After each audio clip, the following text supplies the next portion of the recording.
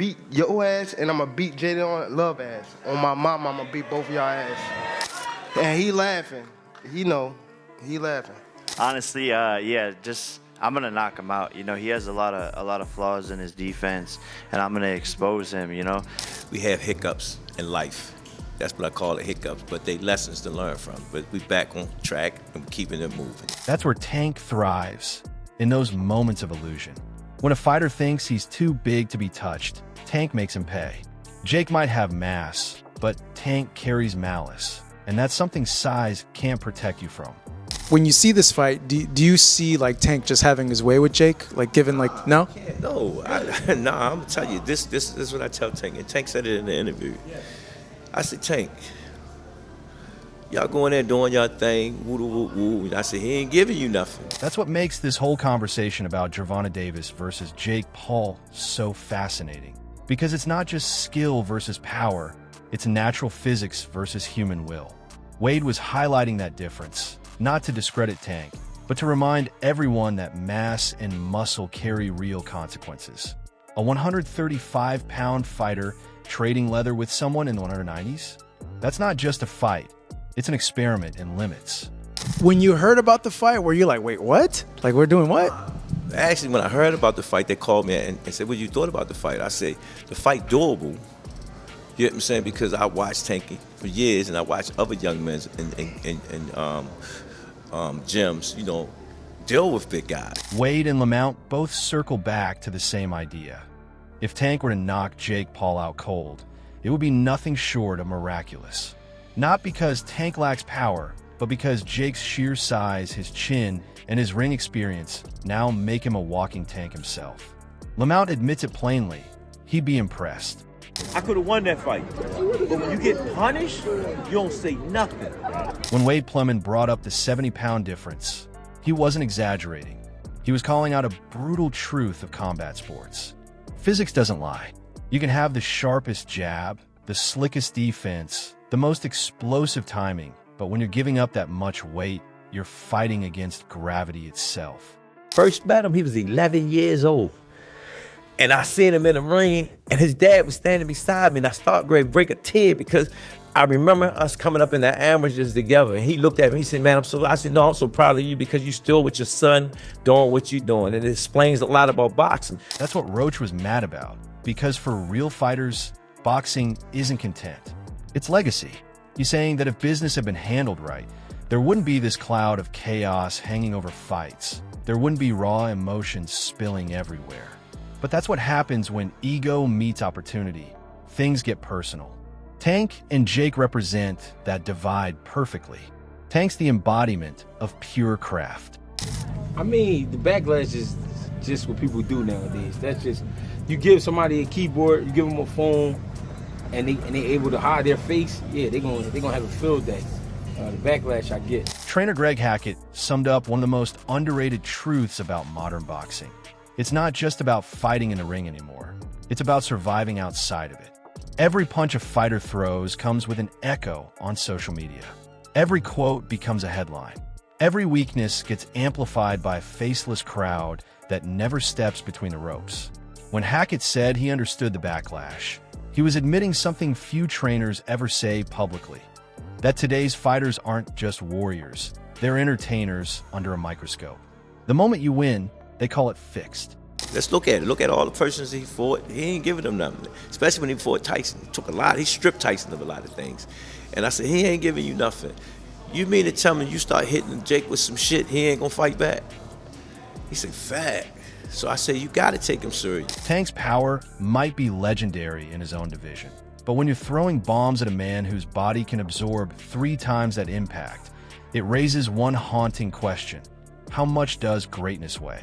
And yet, the reason fans are even entertaining this conversation is because Tank's name carries the weight of fear itself. His aura is so dangerous, so precise, that even with all the disadvantages, people still believe he could shock the world. That's not arrogance, that's legacy. Does it matter in the gloves, and does the size matter in the weight? Are you worried about the weight at all? Are you worried about the size, the ounce of the gloves? Are you worried about that at all? No. I'm not really worried about that. Clement doubled down in his second remark. reminding everyone that Jake Paul isn't just some influencer throwing haymakers in designer shorts anymore. The man has spent years under real lights, sparring real fighters, absorbing real pressure. He might not have Tank's technical foundation or footwork IQ, but he's learned how to protect himself, how to use his size, how to survive. And in boxing, survival is a skill. Okay, well, we got $2 million, Jake, so now I need you to fucking win this shit. Let's go, baby. I'm knocking him out. Aiden, I got us, bro. You got us? $2 million. What are we gonna buy? What? What are we gonna buy? We could buy matching Bugattis? Well, not that much. We could buy matching something. The way Wade put it, Jake's body isn't just a shell, it's armor. That structure gives him room for mistakes. He could take a clean shot from a cruiserweight and shake it off. That's not something most fighters in Tank's division can say. But here's the twist. Wade was also implying that Jake's comfort in size could be his downfall. Because comfort breeds complacency. We've never had someone slice through your defense like a scalpel. You start to think you're safe behind your muscle. Doing all this betting and stuff, right? And I'm looking at the fight because I'm his coach. This is a very serious fight, and I'm a very serious person. My question to you is, where the 12-ounce gloves come from? Why y'all couldn't take 10 and he had 8? Then comes Lamont Roach, and the tone changes completely. He's not talking about strategy or weight classes. He's talking about respect. When family gets mentioned, it's no longer sport, it's personal. Roach's reaction tells you everything about boxing culture. This isn't WWE, where trash talk is scripted for views. These are men who come from struggle, who've buried friends and brothers in this sport. You talk about a fighter's family, you're talking about his pride, his legacy, his pain. Of the gloves. I gotta say this because y'all betting all this money. You understand what I'm saying? Yeah, wait.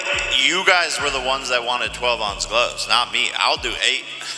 Fuck, I'll do 4. I'll do 2 ounces. I'll do bare knuckle. Like, I wasn't aware of that. You know what I'm saying? Because I know. That kind of talk poisons a fight. And when Roach says he'll always stand on 10 toes about it, he's not bluffing. That's real fighter code. The kind of line that, once crossed, changes how a man fights. Because now it's not just about winning, it's about making you regret opening your mouth. The scary part? That emotion can either sharpen a fighter like steel or blind him with rage. That he can handle himself. so what do you want? 10 ounce, 8 ounce? What do we Well, want? if he the one said that, I'm gonna go with that. I wasn't aware of that. No, the 12 ounce came from your guys' side. No, and it's not. On God, perfect. Then what do you want? 10? No, I didn't say that. So 10 It don't, ounces. it don't matter to me. In Jake and Tank's case, it's clear neither of them shy away from emotion, but only one of them knows how to weaponize it. Tank Davis fights like a storm, measured, cold, and devastating. Jake fights like a man trying to prove something. That's the difference. And that difference in boxing can be fatal. So in that sense, it's a little bit different. It's not different in the sense of a boxer in his prime or relative prime straying off the path, but this one is not. It's not like someone else, in a similar weight. It's like completely the opposite, and so that makes it, I think, look and feel weird. Because that kind of knockout, under these circumstances, would silence every critic on the planet. People forget how rare it is for a smaller man to destroy a larger one in the ring. But the reason fans even whisper about it is because of Tank's explosiveness. He doesn't need volume, he needs precision. Forgetting to realize that I will be the first boxer and promoter ever in the Hall of Fame for multiple reasons, like at the youngest age. So you're actually a fucking dumbass. One window, one mistake, one perfectly timed left hand. That's all it takes. And maybe that's the beauty of this fantasy matchup. It's not supposed to happen. The laws of boxing say Jake should survive. But Tank Davis has made a career out of breaking laws, whether it's the laws of physics or the laws of expectation. If he ever found that one perfect punch, no amount of weight would matter. And then on top of it, obviously, Gervonta's got other business to handle. He looked to me, Gervonta, absolutely, completely disinterested. When Roach mentioned bad business, he wasn't just referring to contracts or negotiations. He was pointing at the sickness growing inside the sport. Fighters today are mixing showmanship with legitimacy, and lines are getting blurry. You got influencers calling out champions, boxers playing promoter, and fights being sold on drama instead of discipline.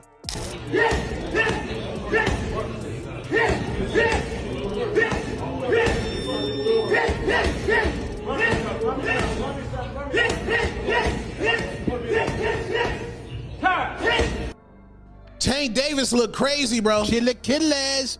Jake's the symbol of the new era, spectacle over substance.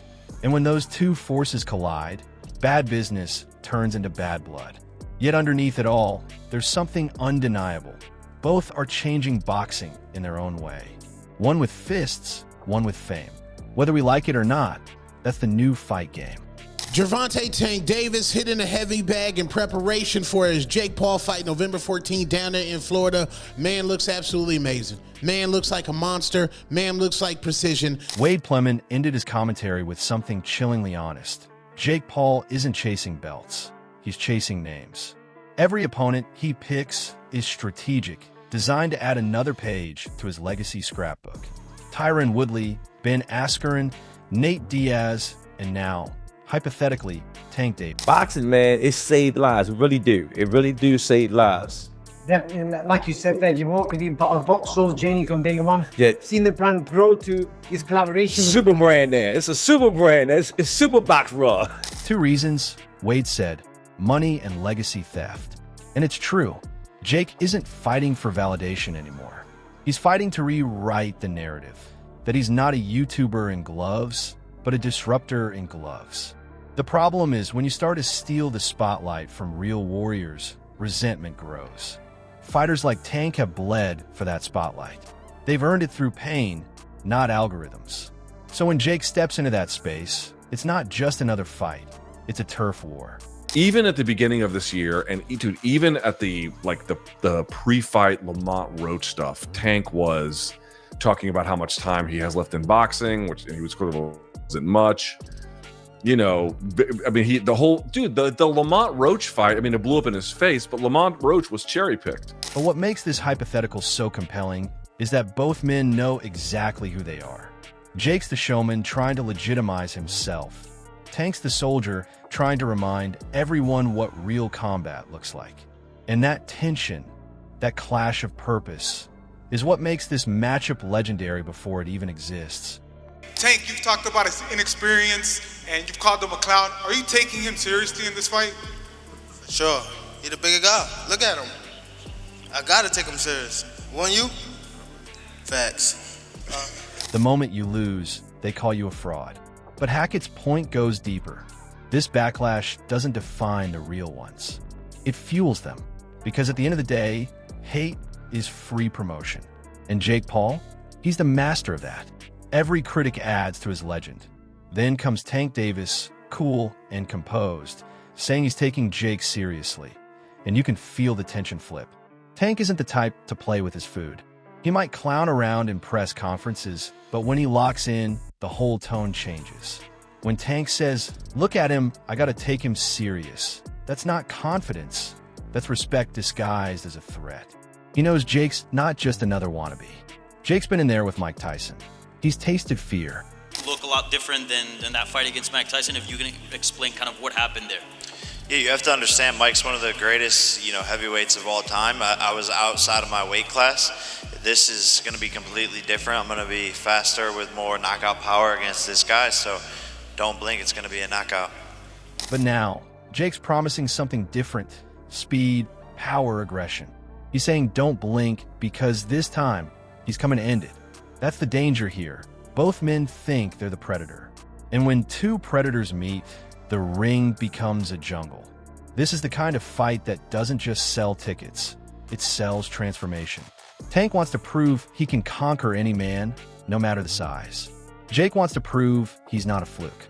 The cameras might catch the smiles, the trash talk, the confidence, but beneath all that, both of them are carrying pressure so heavy it could break lesser men. This isn't just another celebrity fight. It's pride versus perception. And when that first bell rings, all the tweets, all the backlash, all the noise, it fades into silence. Only the truth remains. But at the end of the day, people are always going to have something to say about every single one of my fights. Yes, the second to last guy was 58 years old. This guy is extremely smaller than you. Way smaller. God knows how many weight categories it is. I'm not a boxing expert like I am with mixed martial arts, but it's a good few weight classes, okay? Michael Bisping brought a raw honesty that only a fighter-turned-commentator could deliver. He doesn't sugarcoat it. Jake's last few opponents were either too old, too small, or too untested. So when people call this fight insane, they're not wrong. The size gap between Tank Davis and Jake Paul isn't just a talking point. It's a canyon. Bisping knows what happens when weight classes are disrespected. You're playing with danger. But here's the twist. That very insanity is what draws fans in. Because deep down, everyone loves to watch the impossible teased into reality. You prove your innocence and say that it ain't fixed. Because check this out. Tank ain't gonna lose this fight. Hell no. Hell no. Tank ain't losing this fight. Too many holes. Man, Jake don't have enough experience. Then Timothy Bradley Jr., a man who's seen the fight game at its ugliest, jumps in. And he doesn't hold back. Tank ain't losing this fight. His conviction isn't hype, it's history. Bradley sees through Jake's glitter and cameras. He knows experience, discipline, and ring IQ are things you can't buy. You earn them through punishment. He's saying Jake's flashy confidence is a symptom of a man who hasn't been truly humbled yet. But Hackett's comment afterward adds a different flavor. He calls out the code of the sport. Fighters owe each other battles that keep the game alive. Whether it's Tank and Shakur or any rivalry that pushes boxing forward. There's a duty to honor the craft, not just the cash. Would you say number 2, not fight Shakur? Yeah, he's saying he'll never fight Shakur, that he ain't gonna do him no favors, that he ain't gonna help him make no money because Shakur broke or something like that. Something along those lines. Yeah, I don't get all that. That's, you know what I mean, that's against the game. Like, you know what I mean? You at least owe that fight for the game. You know what I mean? You owe the rematch to Lamont for the game. But you owe Shakur for the game just because of the 2 style matchups. That's what makes this whole storyline feel so layered. Jake's approach is all business and spectacle. Tank's world is built on respect, rivalry, and a blood-soaked code that demands you earn your place. It's old school versus new school. One side fights for legacy, the other fights for leverage. And somewhere between those two extremes lies the heart of the sport, the balance between fame and fight. When Bradley says Jake doesn't have enough experience, he's warning him. This isn't a game. When Hackett says fighters owe the sport something, he's reminding everyone why boxing even exists. It's not about clout. It's about consequence. Man, it's gonna be taking candy from a baby. You know, Jake is missing the rules. See, this is what happens when you don't grow up in the game. When you don't grow up in the game, man, at a young age, this is what happens. You know, you start reading your own press clippings. That's what Jake is doing. You know, fighting this lower level competition. Timothy Bradley's taking candy from a baby metaphor cuts straight through the noise. He's saying Jake Paul's walking into something he doesn't fully understand. When you haven't grown up in the fight game, when you haven't been molded by years of grind, of loss, of sparring that leaves you questioning your soul, you start believing your own headlines. That's what Bradley's warning about. Jake's confidence isn't built on scars. It's built on success. And that's dangerous, because success can make you deaf to reality. So Gervonta is taking a bigger risk than Floyd by fighting me, in my opinion, and it's a credit to Gervonta because of the weight difference. And that's what makes this a good, even fight, is his skills and his experience for being a top 10 pound for pound, and then my weight and height being an advantage. Michael Bisping jumps in again, spinning the perspective, saying Tank is taking a bigger risk than Floyd ever did by fighting Jake. And he's right in a strange way. This matchup blurs logic. On paper, Tank should dominate. He's faster, sharper, and infinitely more seasoned. But when the man across from you outweighs you by 60 pounds and has knockout power of his own, you're no longer just testing skill. You're testing fate. It's the kind of fight that breaks algorithms because it doesn't make sense. And yet, that's exactly why it's magnetic. You know, I think Tank thought, oh, I'll just fight another guy from, you know, the mid-Atlantic area who's You know, remember Roach came up from 30 to 35 to fight him, and Tank thought he was just going to cruise, and then it blew up in his face, and you know, you're left with that. So like, you're making a point about like, oh, he's got this obligation. That's true, but he was already fucking around. He was already taking opponents. Then Luke Thomas comes in with his own brand of analysis, grounded, clinical, and almost haunting. He reminds us of the danger of underestimation. Tank has cruised before, thinking a smaller or lesser-known opponent wouldn't pose a threat, and it backfired. Luke's words are a quiet warning. Even legends can get caught slipping when they start believing their own invincibility. This is the paradox of Jake versus Tank. Jake believes he's too big to be hurt. Tank believes he's too skilled to be stopped. Both are right, and both are wrong. Because in boxing, belief doesn't win fights. Preparation does. And one clean shot from either man could turn taking candy from a baby into taking history from champion.